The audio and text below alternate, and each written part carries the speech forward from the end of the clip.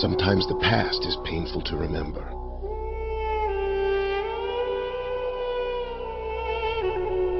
The ages I lost when my sons betrayed me. The arrogance they showed when I wouldn't set them free. Sometimes the pain cuts so deep, I must lock it away. But the memories remain a part of me.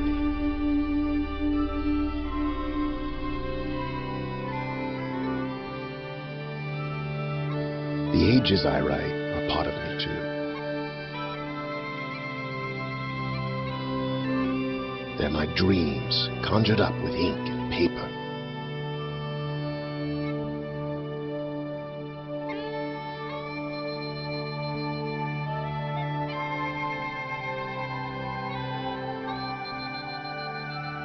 And the fact that a pen stroke can bring these worlds to life amazes me.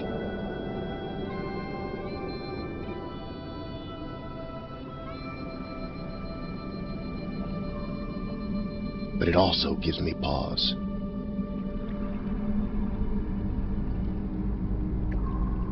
I have opened the door for my dreams to escape.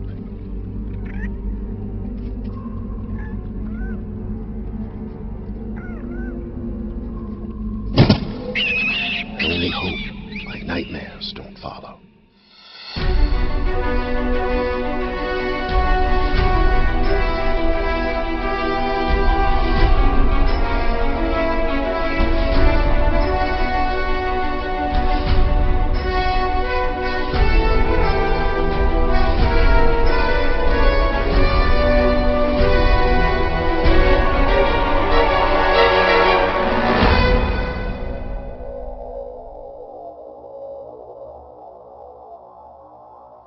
Atrus.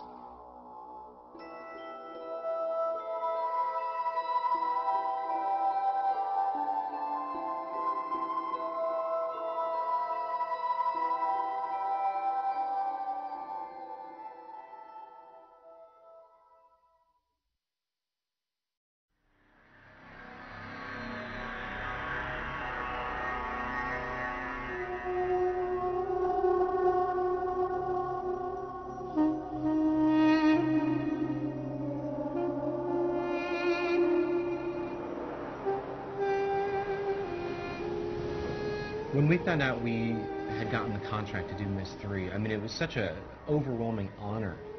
The only thing you could really equate it to is being in the film industry and having George Lucas say, "I'd like you to make the next Star Wars for me." There were certain themes in the game that we really wanted to stay consistent with, but we also wanted to add technology that would let the player look 360 degrees around them. We're not hiding anything, it's a complete world.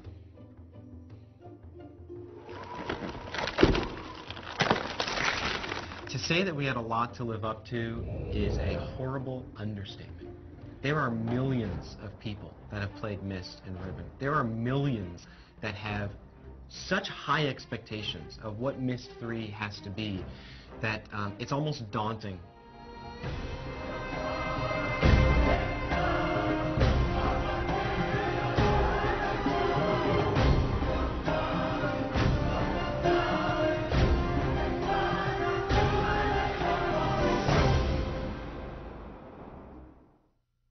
Myst was a remarkable product when it first came out in 1993. A company by the name of Cyan produced the product. It's a phenomenon in the game industry. No game has ever sold that well.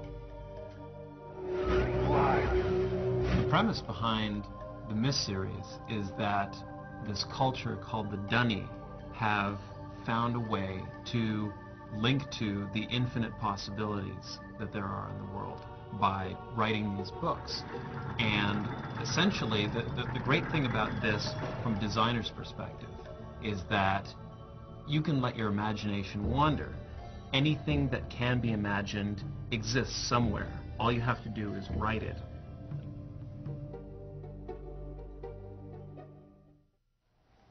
Atrus, is that you? Come to rescue your book so soon? The really early decision that we made was to try to create a story context that would really offer us the opportunity to create a lot of deliberate puzzles. The lesson age concept gave us a great foundation to start from. My sons, I promise to teach you the secrets of my ages. This world is The idea behind the lesson age concept began with a question. I was looking at Myst Island from the original game, and I was thinking, why would someone who has the ability to write a link to a world with such diverse and unusual elements within it? Well, if Atrus wanted to educate his sons about certain fundamental concepts, then he would write a linking book in such a way that it would incorporate these diverse elements. And it was really from there that the idea of these teaching ages arose. This what you expected, Atrus? When you followed me here, hoping to reclaim relation? One of the challenges of telling a story in an interactive game is that you can't always control what sequence of events is going to occur in the game. So in order to make a story work in Exile, we had to come up with ways in which we could tell the story from various directions. What's the matter, Atrus? Can't remember how things work? You'd get snippets of the story the more you progress through the game. You've returned, but where's Relishan? I think what Cyan managed to capture in the Myst games is a world that felt very bizarre and surreal and intriguing, but at the same time somehow familiar. They would take these things that were perhaps medieval or Baroque and juxtapose them in a certain way that was impossible in our own world. And I think that made it very accessible for a lot of people. What I really wanted the designers to explore was the boundaries of what was defined as an age. In Myst and Riven, you see an age as this island within sort of an endless sea in this world. And for us, that could be anything. The environments of Exile aren't meant to be intimidating. Junanan is a very tropical environment and sort of a rock climber's paradise. Voltaic has sort of a Grand Canyon feel, a very majestic feel. Tamana is the new home for Atrus and Catherine and their baby Yisha, so we wanted something that was very familiar, very Myst and Riven-like. Some of the other environments are very different.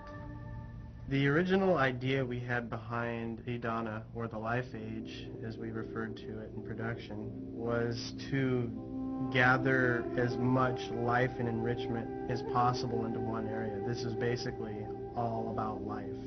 The idea of the inverted tree was taking something normal and tweaking it and making it a little abnormal. Taking the tuft of the tree and turning that into the enclosure or the living space and letting everything else fall into the ocean, and then going for the absolutely radical. Technologically speaking, I mean, we ran into all sorts of issues. I was no longer confined to a flat two-dimensional map. I had to work three-dimensionally. I had to basically come up with another way to model this thing out. Everything was a challenge in this one. It is amazing how much work it takes to put together a project like this. You sort of have to step back and say, we are going to build the best game we can possibly build. We are going to put our heart and our soul into it. One of the first steps in achieving the graphics was to make sure that we had quality personnel. Our designers had to be top-notch. Our modelers and texture artists had to be some of the best in the industry. We had a lot of artists that were already using 3D Studio Max here at Presto Studios, so we started looking into the package and seeing how well it could do high-res, pre-rendered graphics for our game. The animators did a couple of tests early on, and the results were very positive.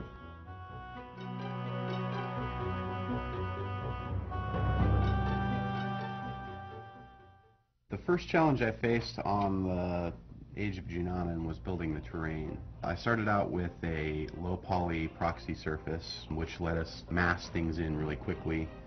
Then I took that and subdivided it down with a subdivision surface technology in Max called NURMS. Basically what this does is takes this kind of square, flat, low poly surface and smooths it out so it looks nice and smooth and organic. The next step of the process is to paint custom displacement maps for each of the pieces of geometry that will be in the terrain. And so what that allows us to do is actually paint the geometry instead of having to hand model every crease and bump and edge that goes into all this complex rock and terrain. One of the last things that we do when we're working on Myst III is something that we've kind of dubbed the Greeble Pass. We go ahead and go through the entire age and add things like grass, weeds, debris, you know, just the kind of things that bring the age to life.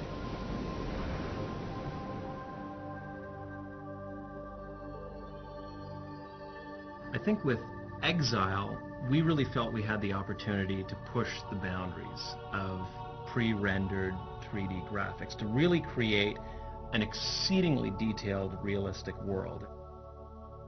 What I really wanted the textures to provide for the player was that connection to the real world. The texture artists had a fairly large resource to draw from in the library that we've created over the last 8 years of developing photorealistic adventure games. But for Exile, in fact, we really found that the things that we were doing were so different that we needed to find new source material for almost everything that we did. The most difficult thing was to create textures that you couldn't really find a source for, but that had to look realistic. An example of that was the giant tusk building in Jananin. That texture had to be very recognizable as being sort of a bone-like structure, and yet the scale of it was just absolutely immense. And that texture had to hold up both from a distance without repeating and up close where you could see every little bump and crack in it.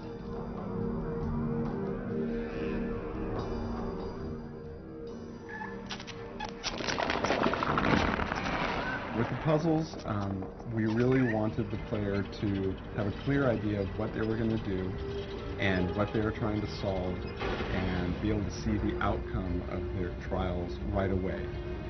We decided to do prototypes very early on. We would do 3D animations to show what things might look like and how you would interact with them, or we'd do things in Director where we would actually script a puzzle and you'd be able to solve it there on the computer before it was visually beautiful. One of the things that we really felt we needed to do was to educate the player and prepare them for the challenges ahead. A lot of the ages are filled with things that you've never seen before, and we can't expect players to be able to look at them and just through their design be able to figure out what they do. When they approached a puzzle later on in the game, we wanted them to have something in the back of their mind, something that they had seen before that they would intuitively relate to the challenge that was placed in front of them. A great example of this was Venus flytrap in Savidro's lair at the bottom of the tower in Jananin. It served a story purpose in showing the development that Savidro had put into these traps that he had laid for Atrus, but at the same time it gave us a way of foreshadowing the puzzle that was to come.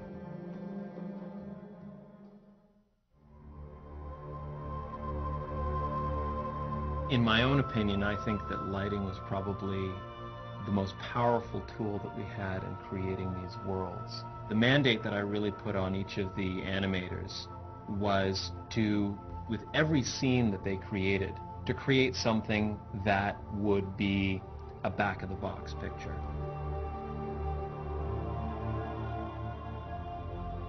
After Riven, I think players had an expectation of having more life in a Myst world. With the Squee, we saw a great opportunity to have a puzzle by manipulating that creature. The first step of my job for realizing the animation of the Squee was to build the model. Once I've got a good wireframe mesh built, then I go ahead and build the material that tells the surface of the Squee how it should react to light. The last part of that is actually building fur. We actually have a little plug-in in Max that models each individual hair on the surface of the Squee. Once everything is in place, then I go ahead and build a virtual skeleton that will sit inside the Squee, which is what I animate.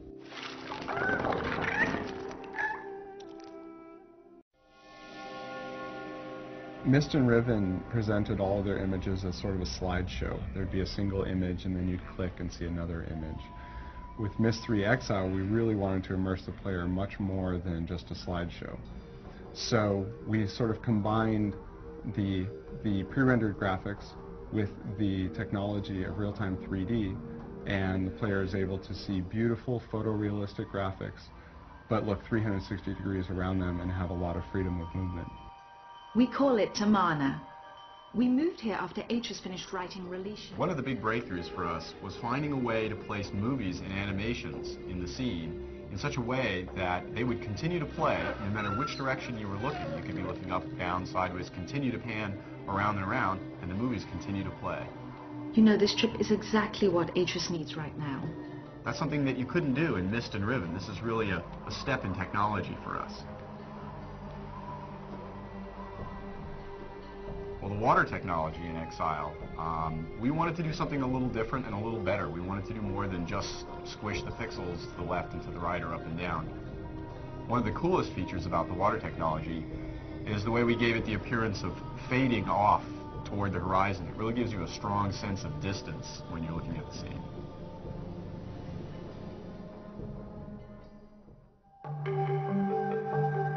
The most exciting part for me is being at the end of the chain and actually being able to get my feet wet, programming some of the things in the game. The building of the worlds probably takes one person a month or 6 weeks per world. It's fairly easy to get the navigation working and the animations in, but the implementation of the puzzles is usually the challenging part. In a real-time game, the graphics are drawn every frame, maybe 30 frames per second while the player is playing. But because Exile is a pre-rendered game, that means we're generating the graphics much earlier and they're fixed. We have to account for all the possibilities. This sometimes causes quite a headache for all the people involved because a puzzle may have 60 to 100 to 200 different possibilities, all of which have to be accounted for before the player plays the game. It was pretty amazing to see the first environment come together in the game. All of the different parts that had gone into it and we'd reviewed for months and months suddenly came together, and we were actually able to experience the environment as a player would. This is about as close to virtual reality as you might get. The greatest thing about Exile is I really feel that we achieved everything that we set out to achieve. We have a great game that sits as the sequel to Myst and to Riven. It is true to the story. It is true to the characters. The ages are beautiful. I think people are going to remember this game for a long time.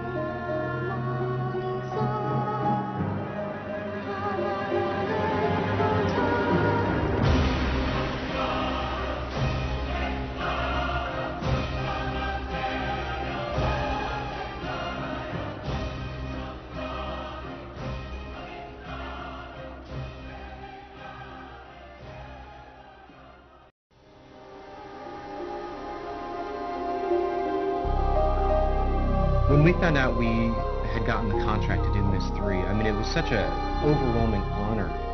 The only thing you could really equate it to is being in the film industry and having George Lucas say, "I'd like you to make the next Star Wars for me." There were certain themes in the game that we really wanted to stay consistent with, but we also wanted to add technology that would let the player look 360 degrees around them. We're not hiding anything, it's a complete world.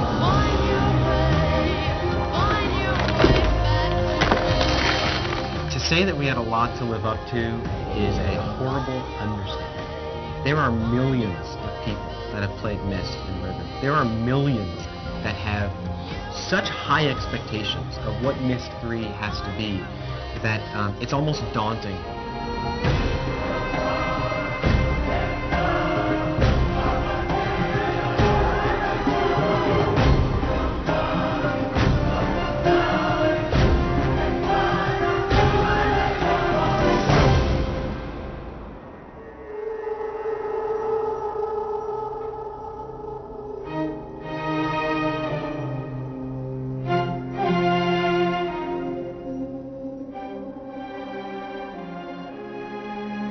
The most challenging aspect of doing a score like Myst III is that you really don't get a chance to see the game until very near the end, and by that time your music's written. I began to develop themes very early on.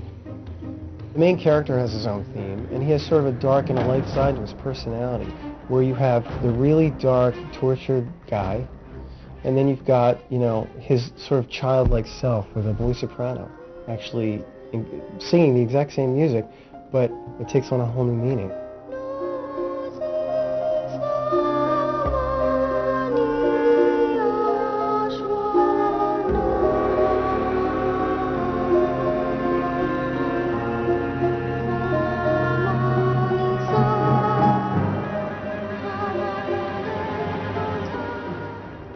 Then there's also sort of the theme of the entire game with all the choir singing.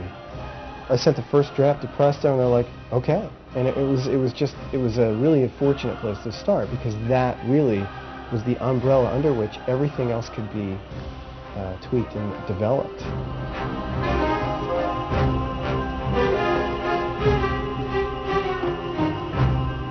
The music is the unseen character in any media form. It does become something that the listener may not really be thinking about, but yet affects their perception of what's actually happening on the screen, whether it be a computer screen or a television or movie screen.